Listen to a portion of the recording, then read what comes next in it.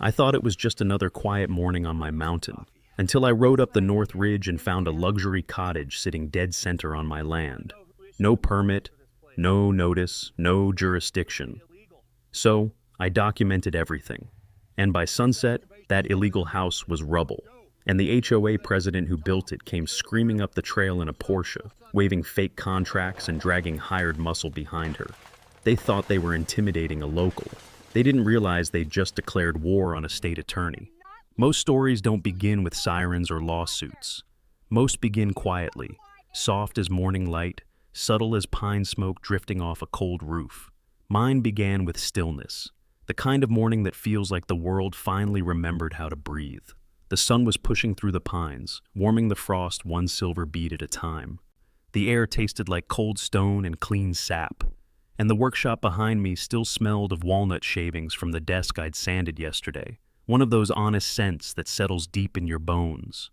Ellie handed me a thermos of coffee strong enough to restart a dead truck battery. Right before I stepped out, she gave me that "don't chase raccoons again" look. She's wiser than me, and she knows the woods tend to steal my attention. My plan was simple: ride the ATV up toward the North Ridge, check a few boundary markers, clear whatever winter storms had knocked down, and be home before lunch. But halfway up the ridge, something caught the corner of my eye. A flash, too straight, too polished, too deliberate to belong in a place built by wind and time. The engine of the ATV slowed under my hand without me telling it to. Instinct tugged harder than thought. I killed the engine and listened. No chainsaws, no generators, no voices, just the old mountain breathing. I stepped forward, boots brushing through pine needles. The trees opened, and my stomach dropped clean through me. There, perched boldly on my slope, stood a structure so out of place it almost looked photoshopped into the forest. A wraparound deck, stone columns, wide, floor-to-ceiling windows, fresh sawdust dusting the porch like powdered sugar. It wasn't a shack, it wasn't a hunting cabin. It was a magazine cover, a glossy fantasy home planted dead center in real wilderness. You don't need a map to know when something is wrong, but I checked anyway. GPS, parcel overlays, digital boundary pins, I've triple verified over 20 years of ownership. No mistake, no ambiguity. The house wasn't near my land. It wasn't brushing against a property line someone misread. It was inside my land, deep inside, built like the mountain belonged to someone else entirely. But I didn't shout, didn't stomp up to the front door, didn't demand answers from empty windows. No, I did what a state attorney does when the world stops making sense. I gathered evidence. Panic makes you messy, procedure makes you lethal, and something told me this wasn't a harmless misunderstanding. This was the opening move of a much bigger fight, one they had no idea they were about to lose. I'm not an impulsive man. 20 years of living on this mountain and a career in the law before that taught me that the truth doesn't panic and the ground never lies. So I stood there for a long moment, letting the scene settle into my mind the way a judge settles into a verdict. The luxury cottage didn't just exist on my land, it announced itself. It had the arrogance of something built by people who'd never once asked permission from anyone in their lives. The morning sun caught the glass, throwing a bright reflection across the slope. For a second, it looked like a signal mirror, something you'd use in the wilderness when you're lost. Except the only thing lost here was whoever thought they could hide an entire house from the man who owned the mountain. I walked forward slowly, boots crunching on the gravel the builders had spread for their convenience. Even that angered me, not the gravel itself, but the idea that someone had prepared a work site here, planned it, cut into the ground, leveled it, delivered materials, all without me ever hearing a whisper. That takes time, that takes confidence, and confidence takes motive. As I circled the structure, the details sharpened. The wraparound deck wasn't just decorative, it was reinforced. The stone columns were real stone, not veneer. The windows were custom, the kind designed to hold heat in winter and mountain air in summer. This wasn't some shack hammered together by a weekend warrior. It was engineered, financed, scheduled, meaning someone invested serious money into putting it exactly where it didn't belong. I stepped onto the unfinished deck. The boards were new. I could still smell the resin. The whole place had that raw, half-complete energy, the kind construction sites have just before the finishing crews arrive with tile samples and overpriced lighting fixtures. There were no furniture, No personal items, no indications anyone had stayed here, just the bones of a wealthy person's fantasy. I pushed open the door. It wasn't even locked. Inside, sawdust hung in the air like a pale mist. Electrical wires curled out from open junction boxes. Cabinets lay in cardboard boxes along the wall. Somebody had big plans for this place. But the detail that caught my attention first wasn't the room, or the workmanship, or even the size. It was the silence. A silence that didn't belong to the forest, but to a work crew that had disappeared fast. No tools left behind, no water bottles, no portable generator, no contractor marks, nothing. Like someone told them to pack up and vanish yesterday. And that's when I noticed the tire tracks leading away from the back. Fresh. Deep. Probably from a trailer or equipment hauler. Whoever built this didn't just break the law, they ran from it. I pulled out my phone, opened my bookmarked GIS overlay, and zoomed in. The parcel boundaries glowed in red lines. My property stretched across the ridge like a long spine, every contour and angle familiar to me. The dot representing my position sat squarely, almost insultingly, inside my land. Not on the border, not near a surveying error, dead center. There is a specific kind of anger that comes from seeing someone lay claim to what you've bled for. But anger is a poor tool. Documentation, on the other hand, that's a scalpel. I started recording. North Ridge, 10:14 a.m., structure located approximately 47 miles inside property line. My voice was steady, even calm. Ellie always says my legal tone sounds like a man sharpening a blade, and she's probably right. As I narrated, something unexpected crept into my thoughts. Whoever built this wasn't trying to be discreet. This wasn't tucked behind trees or nestled in a hollow. No, this stood in an open clearing, bold, proud, like it belonged there. It reminded me of something we saw often in court. The confidence of someone who believes consequences are for other people. I ended the recording, pocketed my phone, and took a long breath of cold air. Someone had declared something by building here. A statement, a warning, or maybe a test. Whatever it wasn't accidental, and it certainly wasn't legal. Before heading back to meet Ellie, I glanced once more at the structure. Bright wood, shining glass, standing like a monument to entitlement. A beautiful house, yes, but beauty doesn't justify trespass, and the mountain doesn't negotiate. I've always believed there are two kinds of responses to crisis: emotion or procedure. Emotion burns fast. Procedure wins cases. When I texted Ellie, "Come to the North Ridge, bring the drone," she didn't ask a single question. Her reply came in 4 seconds. "On my way." Most people marry for romance. I married the only woman I've ever met who could cross-examine a tree stump. While waiting, I walked the perimeter of the structure, taking photos, marking distances, logging timestamp after timestamp. It wasn't nerves, it was discipline. The same discipline that carried me through the years of litigation and land use cases. The mountain rewards people who pay attention. By the time Ellie's SUV climbed the ridge, the sun had settled high enough to put the house in full display. Every beam and window catching the light like a mirror meant to provoke. She stepped out, took one long look, and said with calm annoyance, "Someone's made a very expensive mistake." I handed her my GPS overlays. She reviewed them with her jaw set. Straight, sharp, resolute. "Coordinates match," she said. "Structure is inside your parcel, entirely. Mark, this isn't even close." She lifted the drone case onto the hood and began calibrating. Her hands moved with the precision of someone who'd filed thousands of court exhibits. The drone rose into the air, slicing through the silence. As it began circling the structure, Ellie narrowed her eyes at the monitor. "Mark, look at the stumps." I stepped beside her. On the screen, 3 clean-cut stumps. Not fallen trees, not storm damage. Old-growth oaks, trees that had been here long before I ever was. "They cut down your oaks," Ellie said, voice tight. "For that deck. That's timber trespass. Treble damages." I felt something low in my chest tighten. Cutting trees on my land wasn't just illegal, it was personal. Trees like that take a century to grow and 5 minutes of arrogance to destroy. The drone continued its sweep, capturing every angle, every stump, every board. Ellie adjusted the altitude and said softly, "This wasn't rushed. They planned it." I stepped in front of the house as she positioned the drone to face me.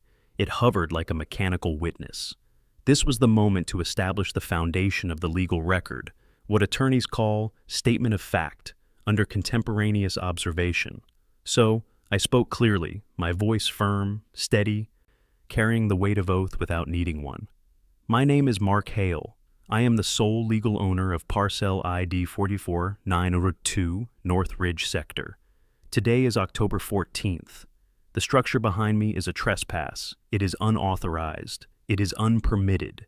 And it is sitting on private land documented by Deed Book 12, page 405. Ellie held the drone steady as I walked past the deck, pointing out markers. This land has been surveyed 5 times, 2003, 2009, 2014, 2018, and 21. All surveys confirm identical boundaries. No easements, no encroachments, no recorded permissions. I let the silence rest a moment before finishing. If I am wrong, I will take responsibility, but I am not wrong.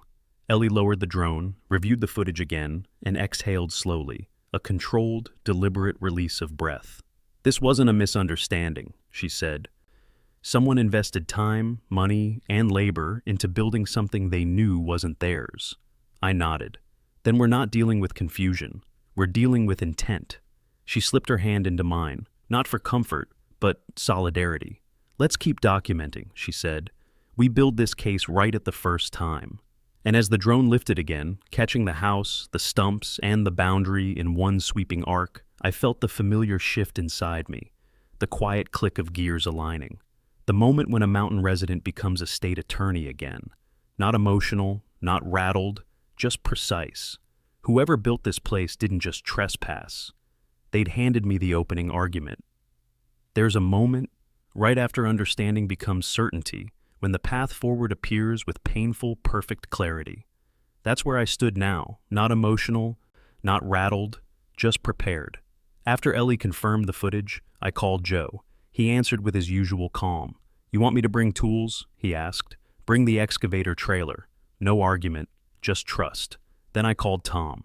When I described the situation, he went quiet, not confused, not shocked, just calculating. You want it down today? He asked. If the law supports immediate abatement. It will, he said. I'll bring the grade kit. Ellie glanced at me. You're calling them in fast. No, I said. I'm calling in the truth. By the time Joe's diesel growl came up the ridge, the sun was bright enough to erase every shadow beneath the deck. Tom arrived seconds later, stepping out with the slow, deliberate posture of a man who has seen structures fail and knows exactly how they fail. He didn't waste time on the view. He walked straight to the nearest support post, crouched, brushed aside some loose dirt, and frowned. Tom kicked the soil near the footing, then straightened slowly, jaw tightening. Mark, he said, come look at this.